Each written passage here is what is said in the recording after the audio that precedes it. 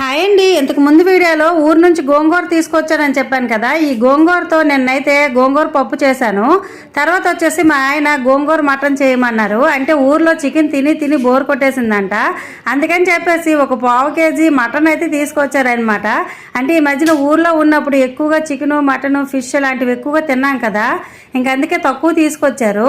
ఇంకా గోంగూర మటన్ తినాలనిపిస్తుంది, గోంగూర చూస్తే నోరూరిపోతుంది అన్నారు. సరే అని చెప్పేసి గోంగూర మటన్ అయితే నైట్ చేశాను. టేస్ట్ అయితే చాలా బాగుంది. మీరు ఏ ప్రాసెస్లో చేసుకుంటారో కామెంట్ చేయండి.